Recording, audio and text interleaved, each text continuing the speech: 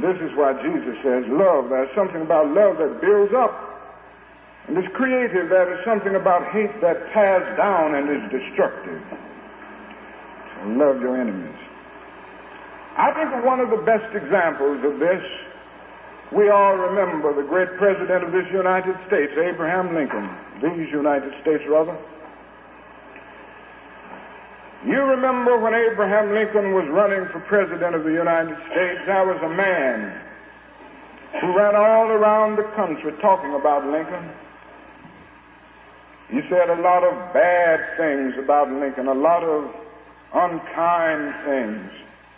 And sometimes he would get to the point that he would even talk about his looks, saying, you don't want a tall, lanky, ignorant man like this as the president of the United States.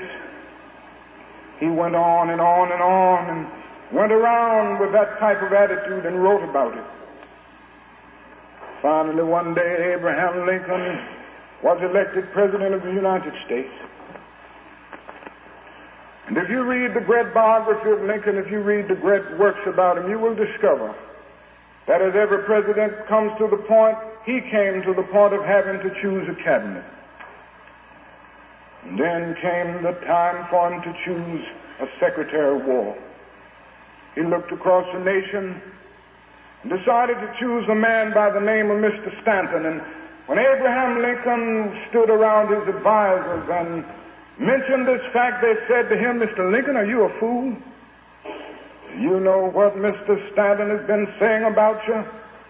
Do you know what he has tried to do to you? Do you know that he has tried to defeat you on every hand? Do you know that, Mr. Lincoln?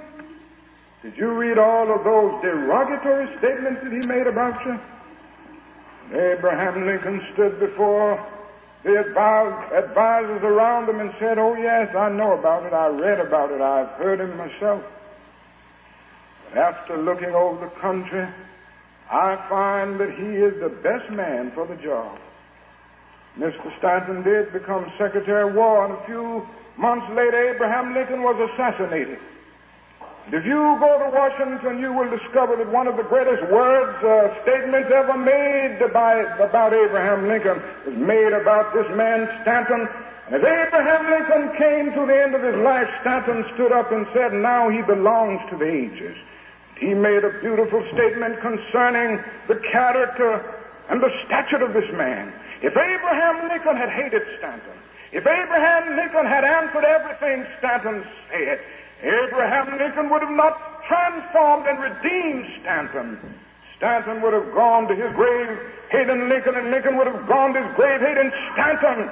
But through the power of love, Abraham Lincoln was able to redeem Stanton. That's it.